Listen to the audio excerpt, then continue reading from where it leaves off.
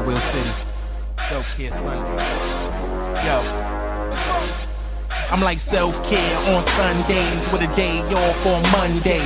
Private jet on the runway, taking off, going one way to the top. Whoa. Who said the sky is the limit when I'm high is my vision? On Facebook Live, going live in a minute. Don't mind me, I'm just minding my business. Breaking news, doing interviews, but it's not about me, I'm doing this for you. Matter of fact, no, I'm doing this for proof that the self-care Sundays and dreams come true. They really do.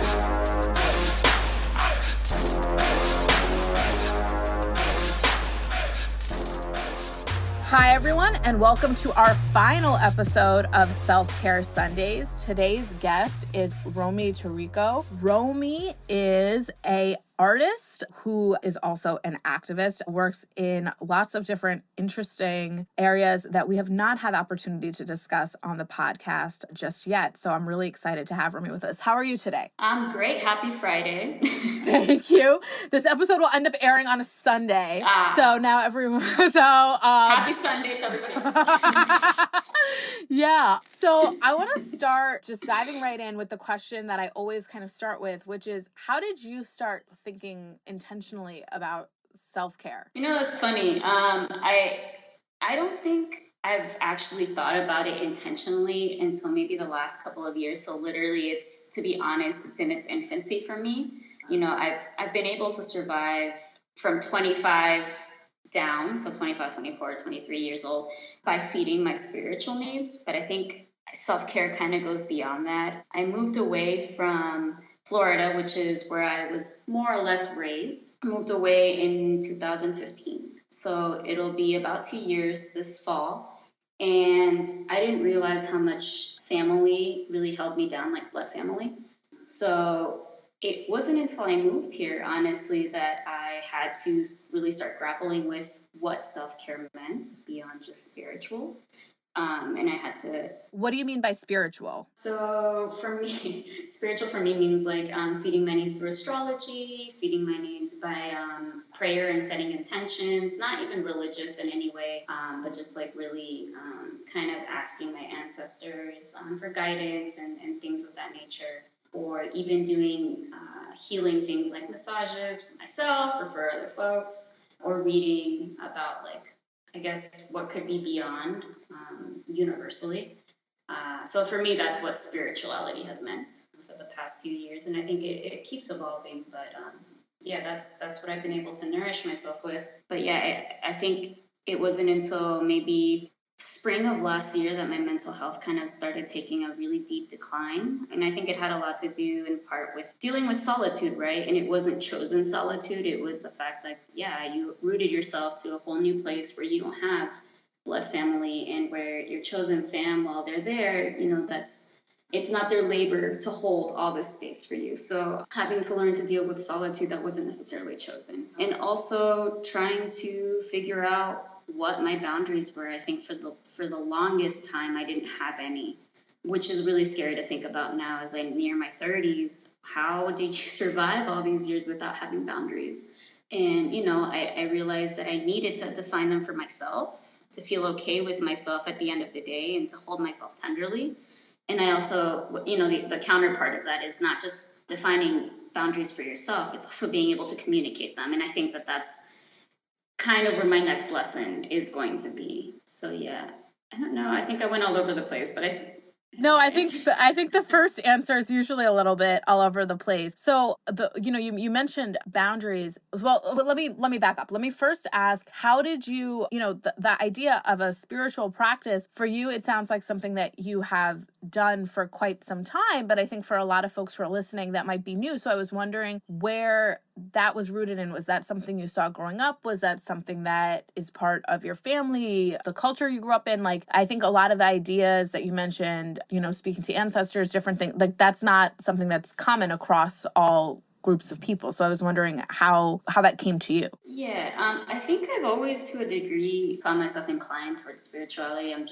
For the astrologers out there, I'm a hardcore Pisces. There's so much water in my natal chart that it's just like, so many feelings. But I think I've always gravitated towards something that's beyond. In terms of family growing up, it's I was born into a more or less Catholic household, but my mom and mostly the women on her side have always had somewhat unorthodox ways of practicing religion, I think. And I'm still trying to figure out what that looks like. I was born in Chile. My family before me, they were all born in Chile. But I think there's probably, I don't know. I want to say that way back in the day, there were other traditional practices that were probably rooted in some part of like indigenous spirituality. I'm just not sure. So I think I get some of that from my mom, right? It's a little watered down, but she's always talking to something or someone. As of late, she's called it Jesus, but I'm like, that's not what it was before, right?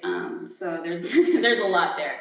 But yeah, I want to say I got some of that from my mom, and I think as I got older, I started really creating a chosen fam for myself, and it's through them that I learned, like, oh yeah, you know, the people that you're maybe asking for guidance from could be your ancestors, and so I think that I've been able to have that privilege to kind of pick and choose based on what I've learned from other people. So yeah. When you say chosen family, I'm not sure everyone is necessarily familiar with the concept of a chosen family. What does that mean? So there's blood family, the family that you're born into, and for the large part, I'm not sure where the term is rooted in, so I definitely don't want to take any credit for that. But within queer communities, there's definitely this sentiment around choosing family because either your blood family has kicked you out because you're queer, or is not in line or does not agree with the ways in which you love and live.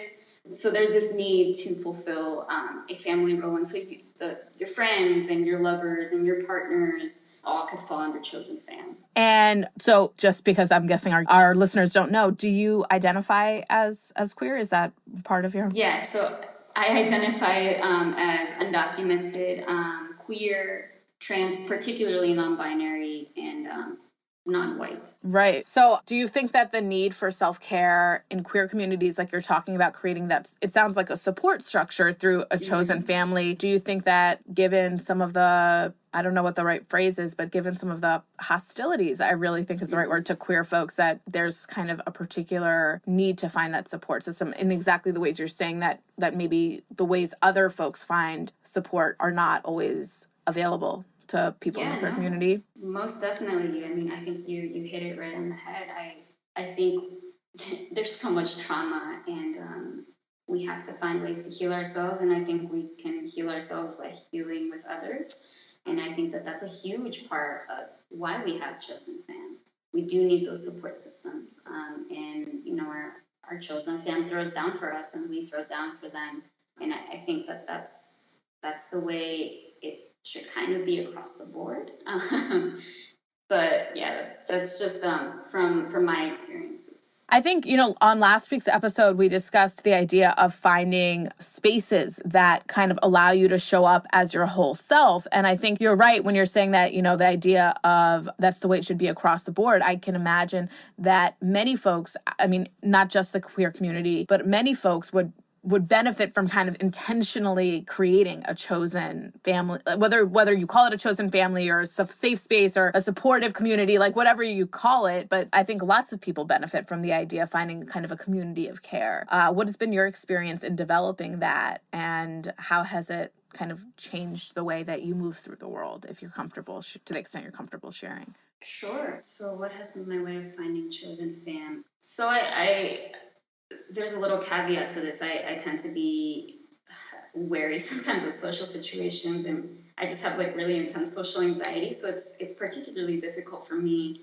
to go out and meet new people, and especially to be intimate with them and to trust. So I think that for me, it's sometimes it seems sometimes almost impossible to do.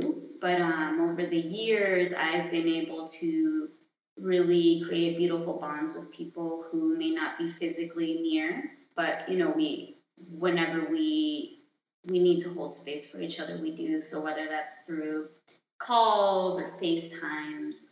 Technology is a beautiful thing for that. So I think that's been partially one way.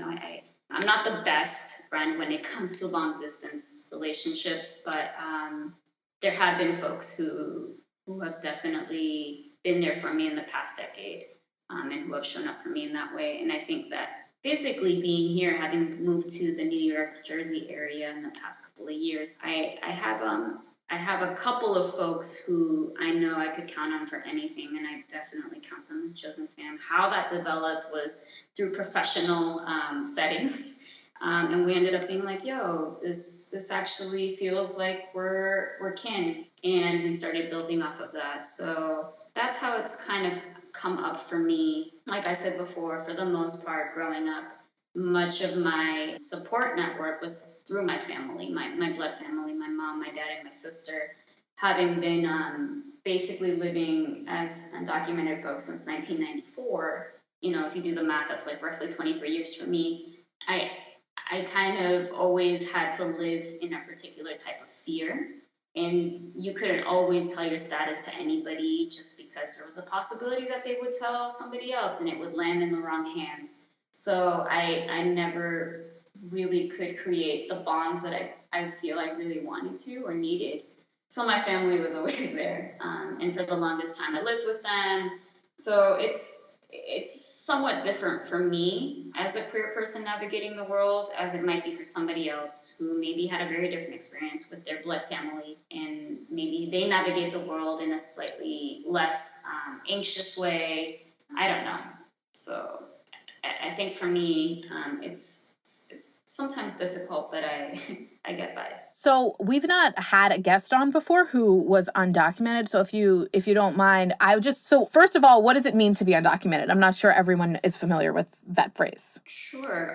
So to be undocumented basically means to be living in the United States without particular documentation, which would be having a social security number, which allows you to have a driver's license or a state ID. In different places, it might bar you from attending colleges, definitely bars you from obtaining financial aid in some places. And I mean, as it has been from administration to administration, it puts you potentially at risk of being deported at any moment. Deported meaning you get sent back to your country of origin. So that more or less in a nutshell is what being undocumented means. What it feels like is that at any given moment, you're going to be snatched up and sent to a place that you may not have any ties to anymore.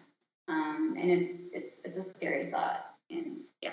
So for your family, do you think part of the closeness and the support in your family was kind of holding that fear together? Yeah, I think definitely. I mean, we were each other's support systems for the longest time. We didn't have many family members that had come and stayed. And so we had to hold each other's traumas. We had to talk through every little instance of potentially getting deported and having safety plans and all these things. We had to do everything possible to hold each other down and keep our mental health somewhat stable. Yeah. So that sounds to me a really large challenge and sacrifice to be in this country. So presumably for people who are in the United States and are undocumented, I would imagine that the reason people would choose that is because the alternative is worse, right? Like the reason that people would choose to live in this country undocumented in that kind of fear is because the alternative is worse than that. And so do you have anything you'd like to kind of share or talk about, I mean, am I right in that assumption? Is that at least in my particular experience, yes, and definitely. So I did some work in the immigrant rights organizing movement back when I was in college. So around 2008 and forward, and the folks that I spoke to, the youth, particularly in Florida and somewhat nationally, that's definitely what they can attest to. Our families, our parents, our elders didn't come here just because it was like, on a whim, right? No, there's reasons our countries are getting torn apart, and it has a lot to do with, the empire here, the United States imperialism, taking everything from our countries and then putting in place leaders that benefit the United States and not necessarily the people of our countries, if that makes sense. There's a lot everything is tied to everything is tied directly to the powers that be right now. So if I'm understanding you, I just want to make sure I understand what you're saying correctly. So kind of what you're saying is that some of the instability in countries where people are fleeing is, or I don't know if fleeing is the right word, but people are leaving for sure, is because of United States foreign policies and decisions that the United States has made. Yes. So it's almost kind of like, it's kind of like this weird thing, right? Where people have, some people at least have an animus towards immigrants. We're seeing a heightened level of that under this administration, but it's kind of odd because the U.S. created those circumstances in many cases. Correct. And exactly. So for a lot of us, it's like, well, what did you expect? You know? But yeah. No, I think it's important because it's not something that everyone is familiar with. So to go on, we were talking about the idea of communities of care. You're using the phrase a chosen family. So what does that look like, and particularly what does that look like? Both kind of like finding those people, but also what does it mean, across privilege? Because I think there are lots of people who are now coming into activism and realizing that they have privileges that they didn't know that they had, or that they actually need support in ways that they didn't realize. And so how do you think about community care, or chosen family, or communities of supportive kind of communities, and how we can support one another? Because you were discussing that earlier, and how that's really been part of your journey now as you've moved to this new place. So if I'm just understanding correctly, it's what do I think about, or how do I think about community care? Yeah, how do you think about, you mentioned that that's been really important and pivotal to you, but how do you think about kind of the ways that we do that or don't do that in the United States currently? Well, I think oftentimes we tend to isolate ourselves. And so I don't know. This is actually a really fantastic question that I'll probably pose to some folks that I know. I think it means being willing and also having the capacity to hold space, because particularly within the communities that are marginalized, and the ones I hold close, so being undocumented and queer and trans, there's so much trauma that needs to be released. And sometimes we don't have places to do that. And I think it also means of offering resources, whether they're spiritual, medical, or cultural, that are accessible to people. And I think it also just means celebrating each other.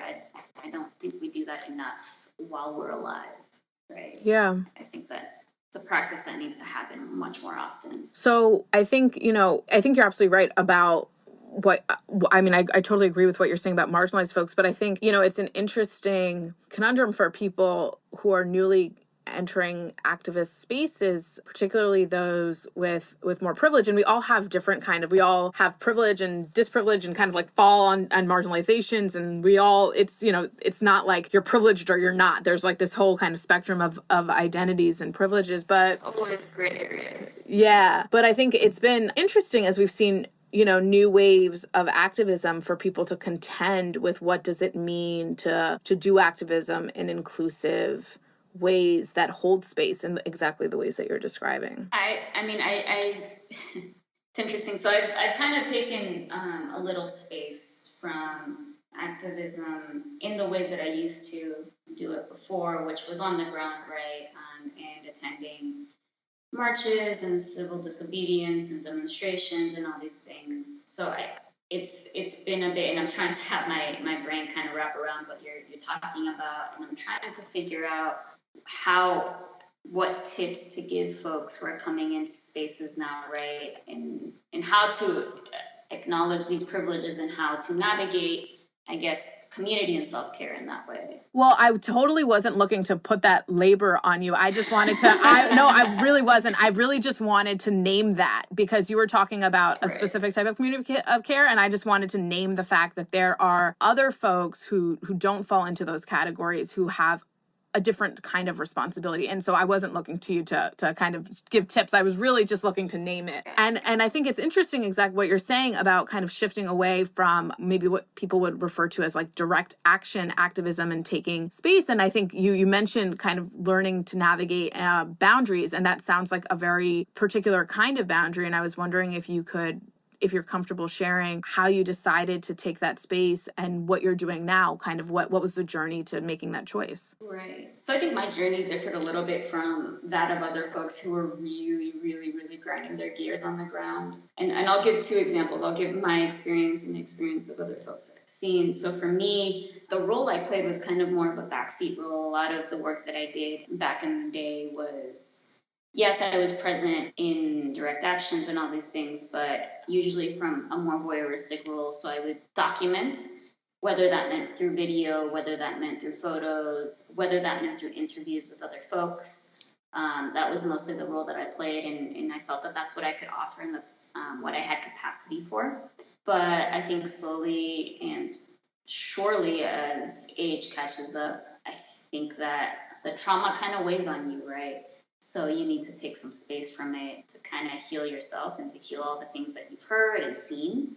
And also you just get tired, right? And I think that within movement spaces, that's a taboo. You're not allowed to say that you're tired because you're always supposed to be like, well, it's for the people, it's for my community, and I'll do anything and everything for my community. And while that might be true, I think that a lot of labor is taken for granted and we're not allowed to replenish ourselves, or at least it's not something that's seen as okay. So when I moved up here, I think that by default, because I didn't know that many people, and I also didn't want to take up space in a community that wasn't mine, right? There's folks that are doing work here on the ground, and my role at this point is to take cues from them, right? Not to just be like, all right, well, this worked in Florida, let me do this work here. I think that that's, we really have to analyze the way that we move about in different places, especially our roles as gentrifiers, right? So that this whole big monster opens up. So that we'll just leave that there for my experience. In terms of the experience of other folks, one very palpable one is that of my sister. She did hardcore organizing for about a decade in Florida around detention work. And I saw her in those 10 years give every single ounce of energy that she had to the movement. And at the end of the day, there was burnout, right? So that's just typically what happens with our folks. They just burn out because this whole culture of like, no, you need to do more, you need to do more, you need to do more. Doesn't, as much as it feeds us, it just begins to just grind us down. So I think that, everybody's different. Everybody will have their own journey. Maybe for some folks, this is what nourishes them. This is it, yes, doing the work every single day and not having time to rest and not having time for themselves. That's what works for them. That's great. But I think that we really need to think more critically about what it looks like to be sustainable allies and activists doing this work. Right, because this isn't something that's going to, the problems that we're trying to combat aren't things that are going to be solved in 1 year, 5 years, a decade. Some of these things are like ongoing ever since this country was built, right? So I think that we need to figure out the best ways to pace ourselves and to figure out how to do this in a more sustainable manner. So you're also an artist. Yes. So I've seen some of your art, and I think, art as activism is very interesting to me because I am a lawyer. So for me, that's like not me.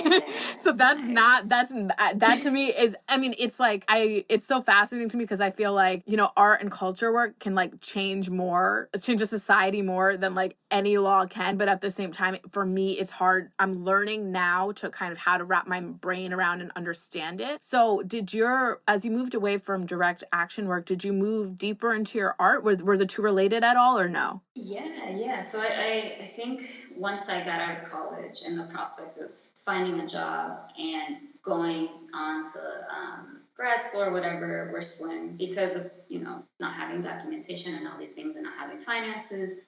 I actually kind of started with art for the most part. It helped me with my mental health. Once I returned from college, this was back in 2011, once I returned from college back home, things were not that great. My family was going through really, really, really bad financial troubles. They ended up filing for bankruptcy. The home that we had was up for foreclosure. Basically, the police and immigration in my county had an agreement where police officers could act as ICE agents, and our neighborhood was being heavily patrolled. and they knew that my sister was doing organizing work, so they kind of had us pegged. And my parents didn't have a license, and they couldn't drive. It was just like this horrible, horrible, hellish mess. And so that's what I came back to, which was really a stark contrast from living in a bubble in college, right? Where I knew that for the most part I was safe and protected. And, going back to this place that was literal hell. Being able to dive deep into art and create things was my way of self-soothing, and my way of being able to pick myself up and create something that I was proud of and that maybe potentially could create a new world of opportunities for me, even if it was just emotionally and mentally, right? So that's how I started. And I continued doing documentation work within immigrant rights. And once I took some space from it and I moved up here, the reason I moved up here actually was twofold. It was for professional reasons, because I did want to create art to make a living, right? I wanted to be intentional about it. So it was for that, and it was also to find community. So yes, in the past 2 years, I've been really diving deep when it comes to creating art.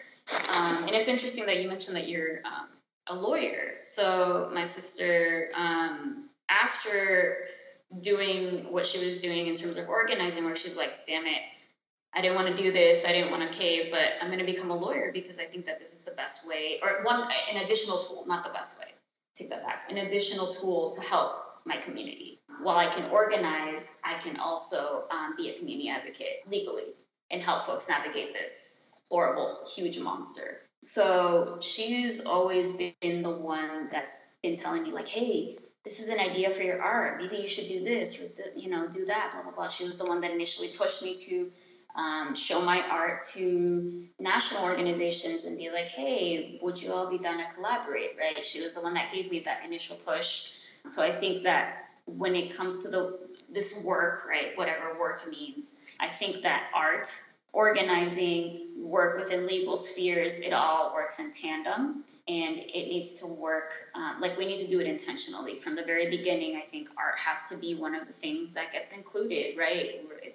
I think oftentimes within organizations, in movement work, a lot of art kind of ends up being put at the end, like, oh, well, we have a little bit of money for art here, just do this, and that's it. But I think it could be the driving vehicle, right, but behind what change could be and what it could look like. I think what you're saying is like really spot on, because I thought the self-soothing part of art for you was really interesting, because what I found over the last few months as I became more public and more engaged as an activist was that for me, I think for me, my talents are not super artistic, but I found writing, like creatively writing, or even just like writing my thoughts about things, to be really soothing, like as a means of expression, right? Like to kind of not be holding things inside of you. It's cathartic. And sure. I realized that actually people are really responsive, because art, whether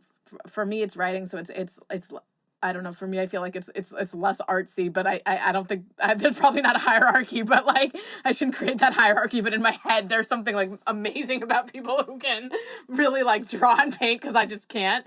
But I think it's like, but I think there's something, not just a value in terms of what you're saying about, I think there's value kind of in the way that you're describing, that it helps people like see change in different ways, right? Like the response that I get from my creative work, my writing is like really different than the response I get from my organizing, like policy work. And it feels kind of like, to me, and I wonder if you've had this experience too, that it's not just that it's like healthier for me if that's what I'm doing because it's less draining, but it's also that people relate to it more on a human level. There's like this deeper connection, and they recognize something in themselves. Like they like I read an op-ed about something that I had written, and someone said, if this felt like a gut punch, and like someone wrote a whole op-ed about something I had written in a tweet, and I was like, no one does that for my pal. You know what I mean? Like no one is having that kind of visceral response to policy work. And I think that's like a really fascinating piece about art. And I think there's of course the added benefit that it replenishes you as opposed to depleting you, which I don't know if that's an added benefit or if that should actually be like the central thing about why we should be doing more art. But I wonder if in your experience you've also noticed that it was not just that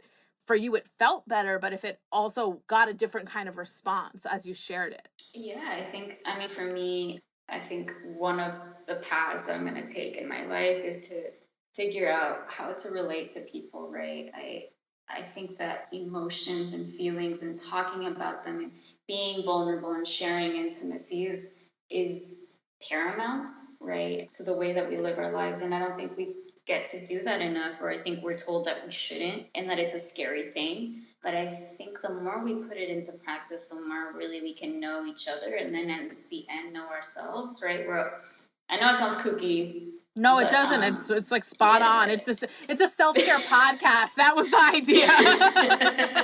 I mean, I talk with my partner about this all the time, how we're mirrors of each other, right? There's things that we can give each other to nourish each other, and there's things that we give ourselves to nourish ourselves. And I think it's cyclical, right? Nothing is linear. Nothing starts here and ends here. Everything just comes back around and there's lessons that we're going to continue learning over and over and over again. It's just that we have more resources or maybe better skills to cope with them. So yeah, I mean, definitely one of the added benefits is that I get to be able to relate to people, and it's great, right, to have somebody come up and tell you like, hey, your piece of writing was amazing, or oh my God, your performance touched me in this particular way, or oh my goodness, like your music reminded me of something that I hadn't thought about in years, and it was such a beautiful memory to have back. Thank you, right? There's no words to describe it. To be able to really feel that connected to somebody. I don't know. It's humbling and it's an honor.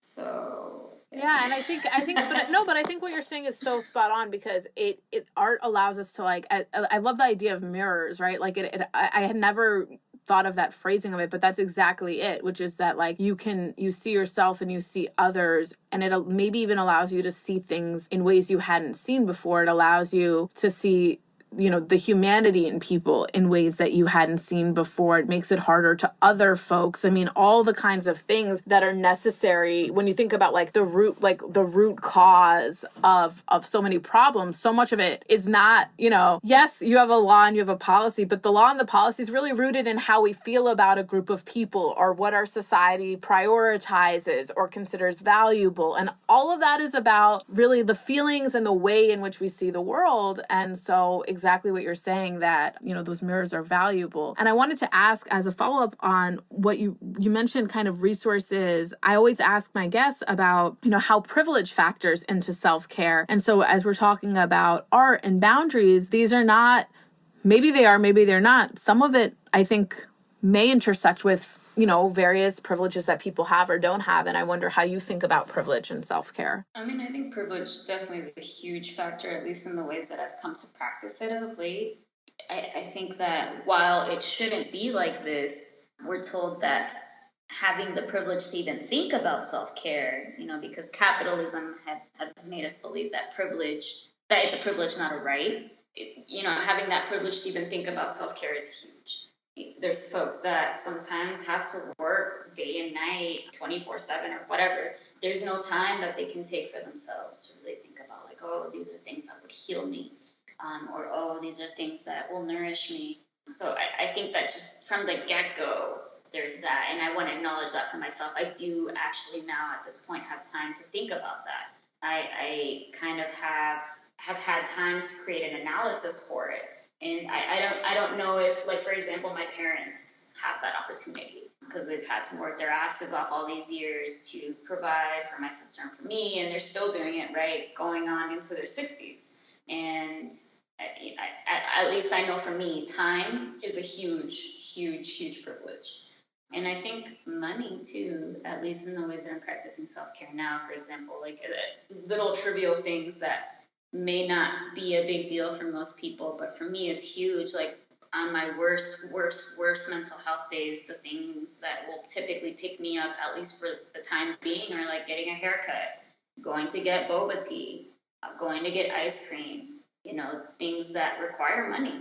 And if you were to have asked me maybe 5 years ago, when I honestly didn't have a cent to my name, and any little bit of money went to paying maybe the light bill or the water bill, you know, I could be like, what? Getting a haircut? What? Are you kidding me? I don't even have enough to like, I don't know, have like help my parents get food for the month. So I think that there's definitely a huge conversation to be had around privilege and self-care and access to resources that I think should be on the table, at least. But I wonder, because you kind of touched on two interesting things. One thing you said was that in the ways that you practice self-care now, there is a need for both time and money and just resources. But then there's this other component of it, which you said, which is that about who gets to think about self-care, right? Because I think if we kind of imagine that, like, I'm a magical person who can just say everyone gets to think about self-care, right? And find ways to practice it in their own lives, I don't know that you necessarily need resources or a ton of time to practice self-care. And so I wonder if it's like this negative self-perpetuating cycle that because you think you need resources and money, therefore you don't think about it. Like it becomes privileged even though it doesn't have to be privileged, right? Like people could think about boundaries. People could take 10 minutes to take a walk. Even the busiest of people on their, on a break between two shifts could take 2 minutes to breathe. And I wonder if there's kind of like, I wonder if we kind of say everyone gets to think about self-care, if there's a way to make it so. Yeah, I think like you said, I think that self-care encompasses so many things, and I think that there are quite a few things that we could do for ourselves, take time out of our day to, go outside, take a walk, get some fresh air, stretch our muscles, drink water, look at the sky, eat some fresh fruits. But I think that there's also different tiers of self-care, for example, thinking about boundaries and also how do you communicate them in a way that's not violent, right? Figuring out communication with other people. And I think that that's definitely something that not everybody has access to.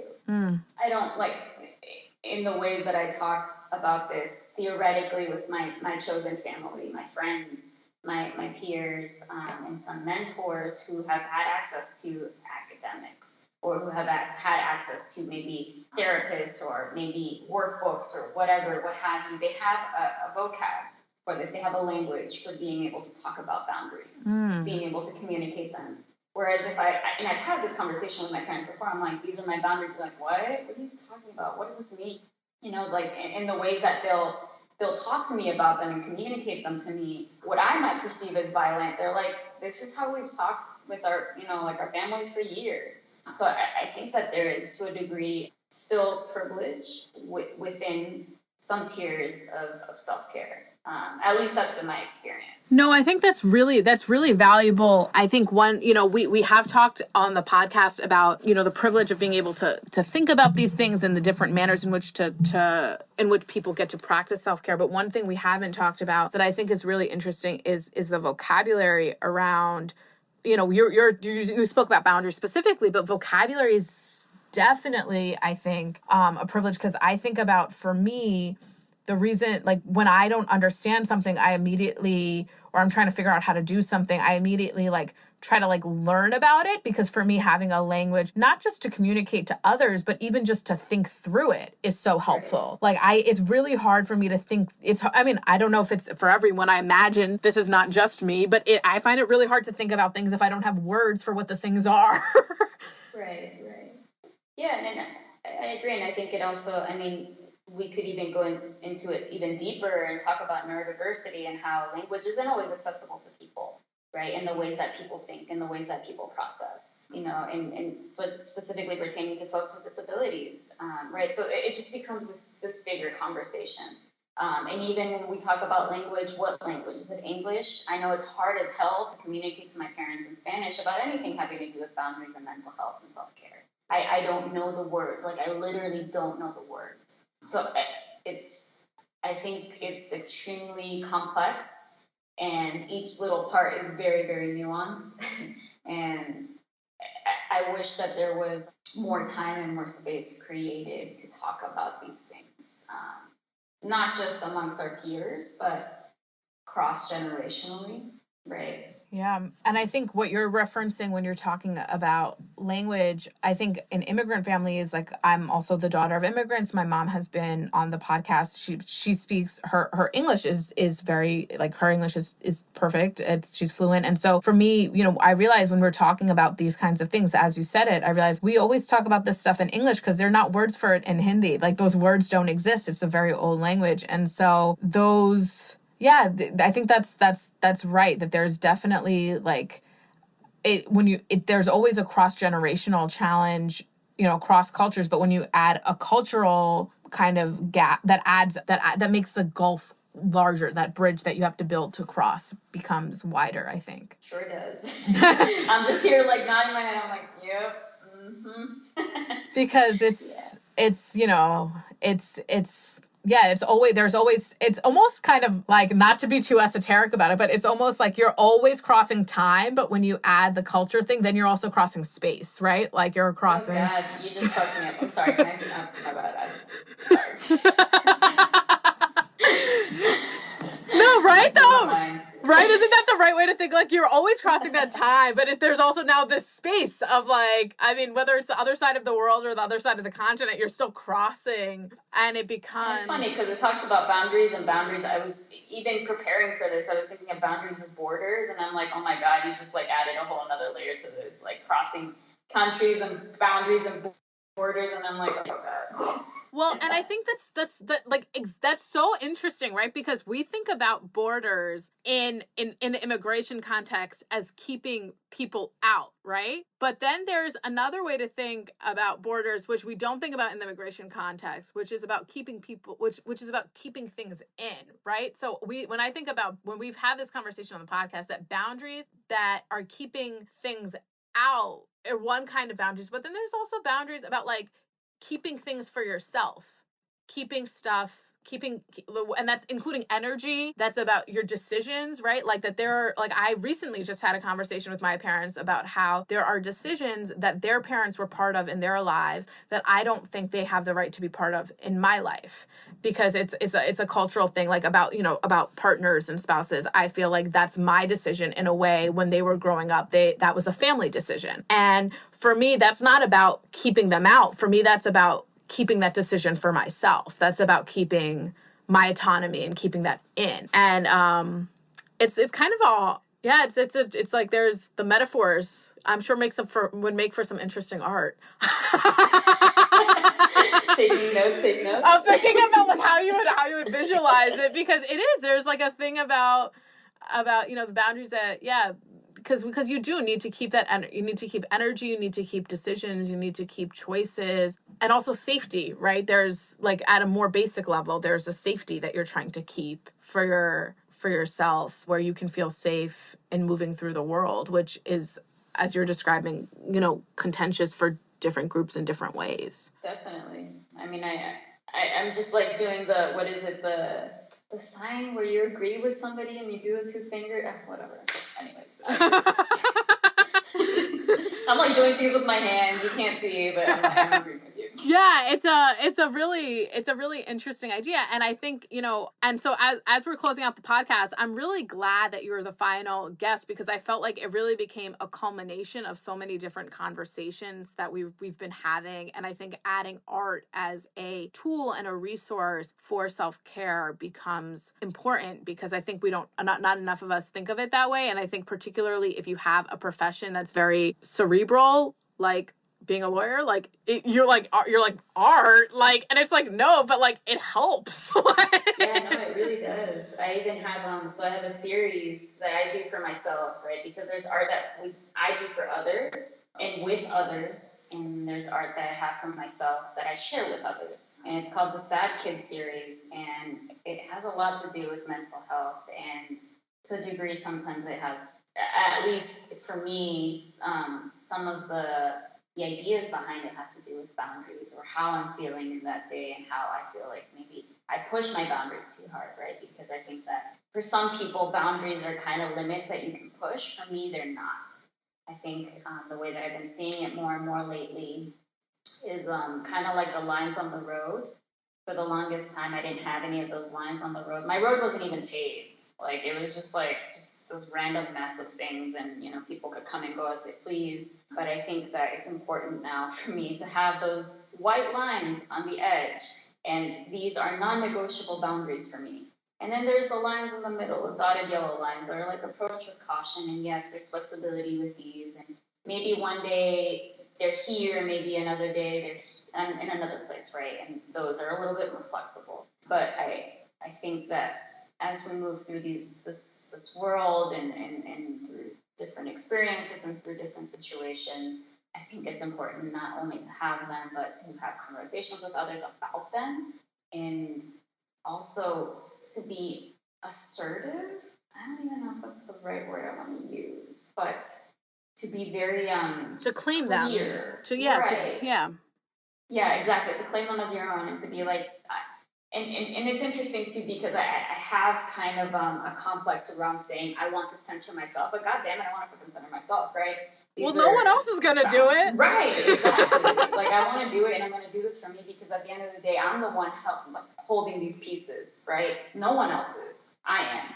And so, in order to be able to live in a way that feels healthy, in a way that I feel still alive, right, I need to do this. And so to be able to communicate that to somebody without having them hurt, without triggering them, right? You're not always going to be perfect, but there's got to be ways that you constantly work on that communication, and you work on explaining and clarifying these boundaries. Yeah. And I think also, an interesting part of the boundary thing is, like, you're describing it as a road, but I think the road, the boundaries change whether you're on a windy country road or you're on a highway. And so, the relationship, it changes. It all changes. Well, it changes. Right. But the relationship you have with someone does change the boundary, right? Like, for me, the way I would allow you to talk to me, someone who I don't know, is very different than the way I would allow my sister or my parents to talk to me, because with them, there is a deeper assumption of positive intent. There's a deeper assumption that what they're saying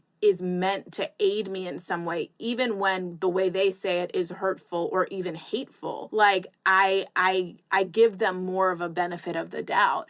And sometimes sometimes we go too far with that. Sometimes, it's harder to draw boundaries with our loved ones because we give them too much permission. But I agree. And I think that's, because sometimes you don't know, and you don't realize that some of those relationships become abusive, or they have always been abusive. And because you're so used to them, you don't realize it, or over span of time, things have just been allowed to go as they are, right? And I think that's the scary part. For me, having boundaries with strangers is no big deal. It's having boundaries with the people that you share the most intimacy with. That's where it gets, like, really scary and hairy and all these types of things. Yeah, but the trust is really important, because on the flip side of it, it's like, but the trust also allows you to negotiate boundaries in different ways than with strangers. Like, you and I, if, for example, if you were to tell me something about, the pronouns that I should use with you, like, I would feel less comfortable asking questions about why those are the pronouns, right? Whereas with someone who you have a more trusting relationship with, you can actually get deeper and understand those boundaries better, and also potentially be more respectful, because you have a better understanding of where this person is coming from, how they got to the place that they are today, and why those are the boundaries that are necessary for them. So it can go both ways. I don't think it just has to be harder. For me, let me tell you, it's just, and I think this also has to do with, I think I had spoken a little bit about vulnerability, and just having that be kind of my practice with people as a whole. My vulnerability with strangers, like, I'm very open, and getting hurt by a stranger is, and even trusting folks that I may not know for a long time and may not have intimacy with, sometimes feels a little bit easier. Versus, and maybe these are things that I have to unpack with my own abandonment issues, my issues around trust, and my own triggers. But I know it's definitely, for me, been harder to be able to navigate relationships that I've had for a very long time, that are intimate, and places where I assume trust is there both ways. But even, I don't know. This is, like I said, this is where I'm, like, treading cautiously for the next few years. I think that this is going to have to be the lesson that I learn trying to negotiate my own triggers with those of others and figuring out a way. I have a book recommendation for you. Yes, please, anything. And it's actually a great it's actually a wonderful way to end this podcast, because that was actually the start of my journey into self-care. So I feel like there's a nice cycle to that, which is the book Daring Greatly by Brene Brown, because that book for me really helped me understand. She discusses the whole book is really about vulnerability and how we lean into vulnerability and how we numb vulnerability and shame. And one of the things she talks about is how it looks different on everyone, right? So some people, which is something I recognize in myself, are oversharers because you think, oh, this isn't real vulnerability because I'm just telling everyone everything, right? So like, you can't hurt me because now I've told everyone everything. And that to me is like an interesting, that I didn't recognize that as a numbing tool until I read that book. And the metaphor she uses, and I'm sure there are other better metaphors, is the metaphor of like a marble jar that you kind of have to earn vulnerability and you build trust. And I thought like she was talking about like her second grader, her daughter basically saying like, oh, it's like when the teacher adds marbles to the jar when we're good, so we get an extra 10 minutes of recess on Friday. And to me, that was like, that really clicked for me. Or like in video games, it's life points, right? Where you're like building up, you're earning someone's trust. And I think for me, once I had that concept in mind, it really shifted the way I thought about, has someone earned the right to know this about me? Yeah, no, that's actually, it's funny because a friend shared with me a meme. Memes are great, by the way. There's such accessible ways to get information. But she shared a meme with me through Instagram, and it was signs of unhealthy boundaries. And the first thing is telling all. Right. And talking at a very intimate level at the first meeting. And then it was a whole bunch of different points. And I'm like, my God, I do all of these things. So all that to say, boundaries are important, yeah. If anything, to keep you safe. Right. And I think, like you said, being safe is the baseline and you can only build from there. Yeah. And so I think I want to close out here, and I want to really thank you for your time and for your vulnerability in sharing with us. And since it is the last episode, I also want to just like thank every guest who we've had on who has been vulnerable and shared with us. These have been really intensely personal conversations, and I think they've been really instructive for everyone. I want to thank the community of people who've listened. I want to thank the audio engineer, Kato Zane, and I want to thank our producer, Jess Dalvar, who's helped get guests on this show. I'm like feeling really emotional because it's this last episode, but I feel like I started this podcast because I had questions about self-care, and I feel like I've learned so much. So I want to thank everyone who's been on this journey and supported us through the Patreon and really just made this possible, because I think these are important conversations, and it's important to have these conversations in such an inclusive way, because oftentimes it feels like there's a barrier, and self-care just is so fundamental. So thank you so much again. Rommy, still there? Yeah. Yeah. So I was just saying thank you to you. Thank you so much again for being with us. Yeah, thank you. I appreciate being on, and I'm very honored to, have been able to have this conversation. I think it just needs to be had more often, and I wish it would. Feels good. Feels nice.